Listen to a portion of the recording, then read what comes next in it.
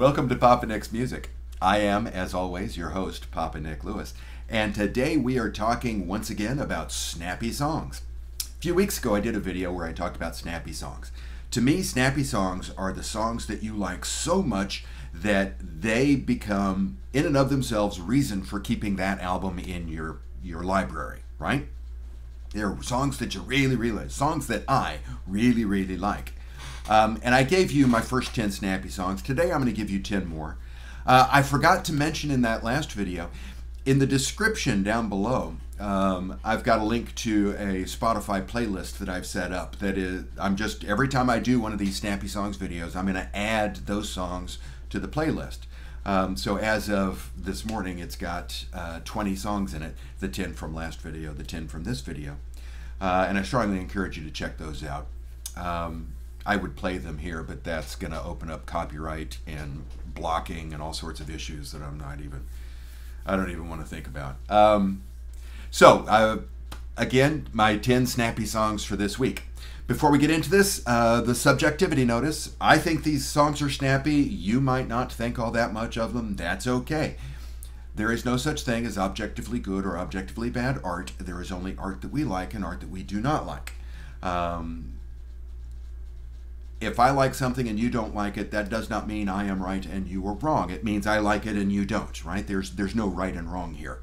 And as long as we keep that in mind, the conversation is always fun. It's always good to know why people like what they like and why people don't like what they don't like. It informs and increases your sense of community and all of that fun stuff. It's why we engage in art in the first place, I think. So, without further ado, let's get into these snappy songs. As with my last snappy song video, as with my perfect albums videos, I'm arranging these chronologically. So there's nothing here, there's nothing that says this first song is the best or the worst, the last song is the best or the worst. No, they're purely arranged chronologically. And up first, I've got a song from 1977. It is entirely possible that you would take one look at me, you would look at the titles of the videos that I've done, and you would think, okay, I'm going to make a list of 10 artists that I think that this guy won't like. And it's entirely possible that this artist would be on that list. Because for the most part, while I have great respect for her as a human being, I'm largely ambivalent towards Dolly Parton. But in 1977, Dolly Parton released her recording of Here You Come Again, which is just a brilliant song. I love this song. I loved it when I first heard it. I still love it today. It's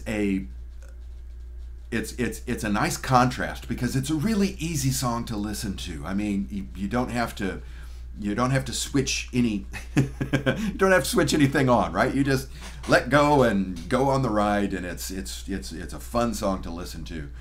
But it's borderline impossible to play because there are so many key changes in this song. It is not even funny. I love Here You Come Again. It's a fantastic song, and I love Dolly Parton's version of it. Beautiful, snappy song. Here You Come Again.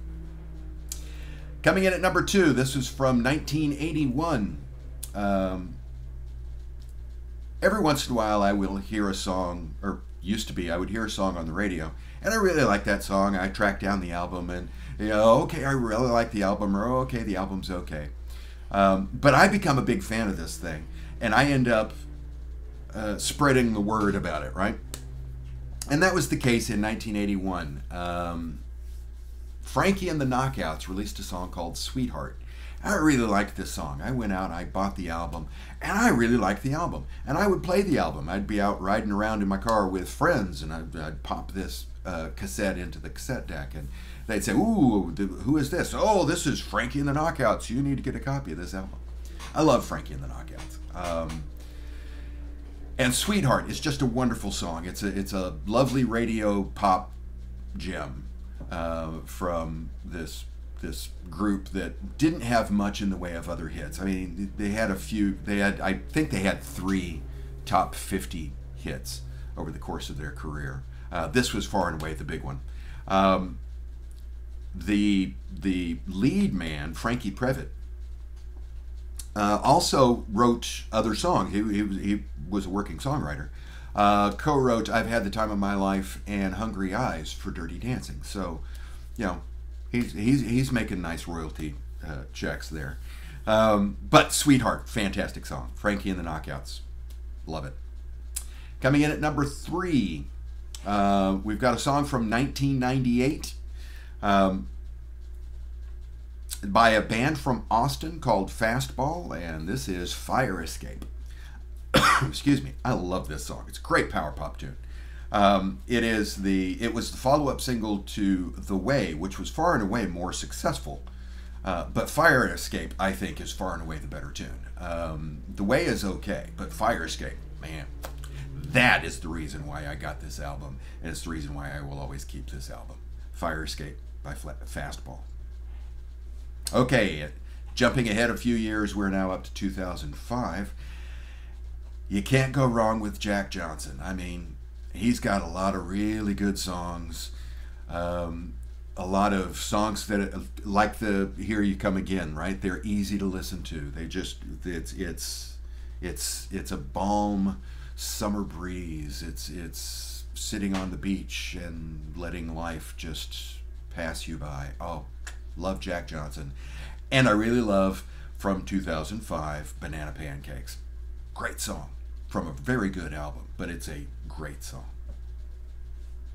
Number 5, from 2006, we've got a song by The Kooks. I really like The Kooks, and Inside In, Inside Out, I'll double check the title of that because as soon as I said it, it sounded wrong, is a great album, but far and away the best song in this album is "She Moves in Her Own Way." I love this song. This is one of those songs that I can get stuck in a loop in my head, and it'll just play over and over all day long, and I'm okay with that. I'm happy to have "She Moves in Her Own Way" on an endless loop in my head. Love it. I love "She Moves in Her Own Way." Love The Kooks. Coming in at number 6 on our list, this is a song that everybody knows. You know this song. Everybody knows this song. Sarah Bareilles' "Love Song" from 2007. It's a great song. I feel comfortable saying that because, like I said, everybody knows it. It was a huge hit. And it's a great song. It's the song on that album that I like. Everything else is okay. I'm not saying the rest of the album is crap or anything like that, but it stands out. That's a snappy song. Okay, coming in at number 7. This is a song from Adele's first album, 19. Came out in 2008. And I really like Adele's voice. I think she's a fantastic singer. She's got wonderful expression. The tone of her voice is fantastic. I can listen to her sing the phone book. But for the most part, her songwriting is... So most of the songs that I've heard that she's released, I'm largely ambivalent towards. But on that first album, she has one song that she knocks out of the park, and that is "Right as Rain." Oh my God, do I love this song. I will always have a copy of 19 in my library for this one song. And this is one of those cases where literally that's the only song I listen to. I have listened to the whole album in hopes that one of these days, one of these other songs is going to connect with me the way "Right as Rain" did.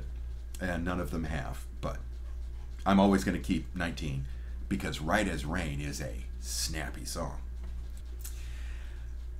Also from 2008, we've got song number 8.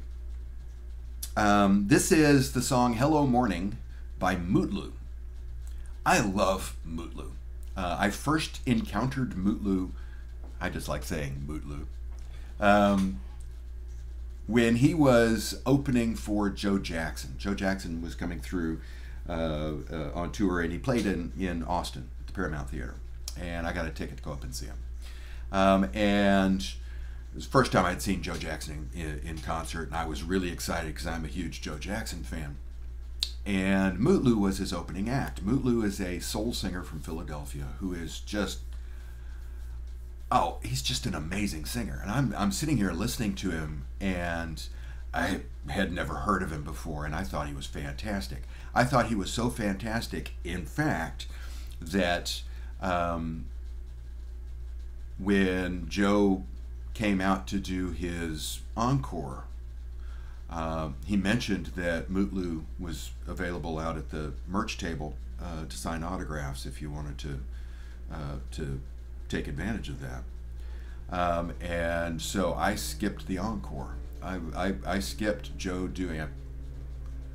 Now that I'm thinking, I don't remember what the song was, but I skipped the encore so I could go get Mutlu's autograph and chat with him. I was the only one out there, and we chatted for a few minutes. He was a very nice guy.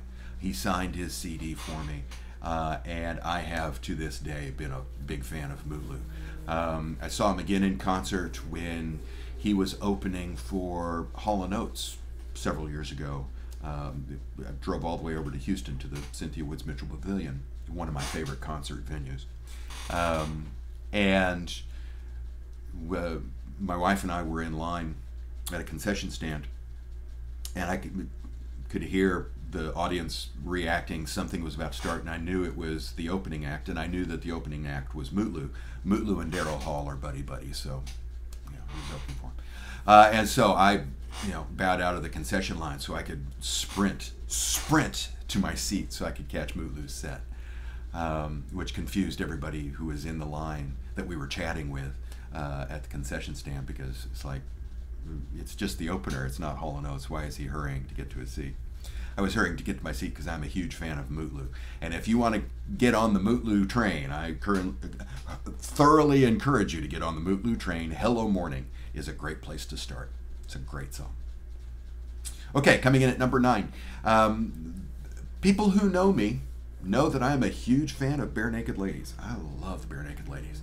And they have got just snappy song after snappy song after snappy song in their library. I mean, I could go through and I could do 2 or 3 episodes just with Bare Naked Ladies snappy songs.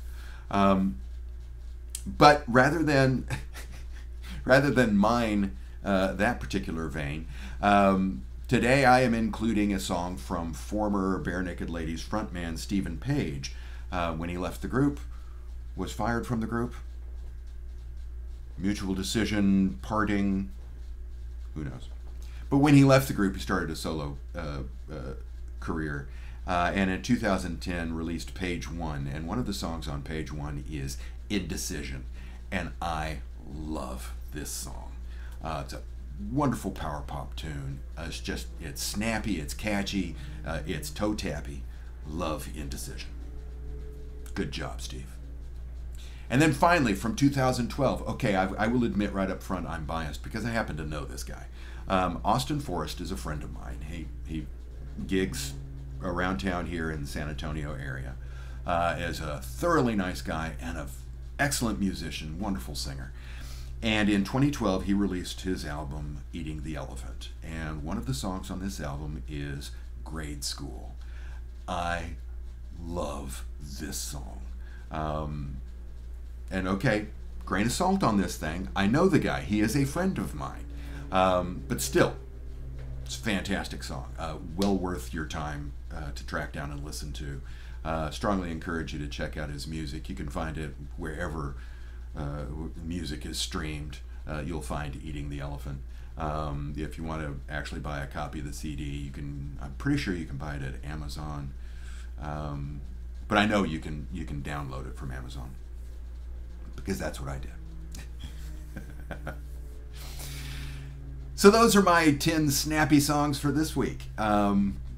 Again, down in the description below there is a link to a Spotify playlist that has all 10 of these songs, along with the 10 from my first Snappy Songs video.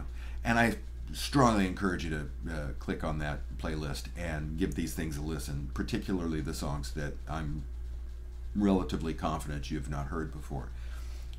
It's good stuff. You'll thank me later.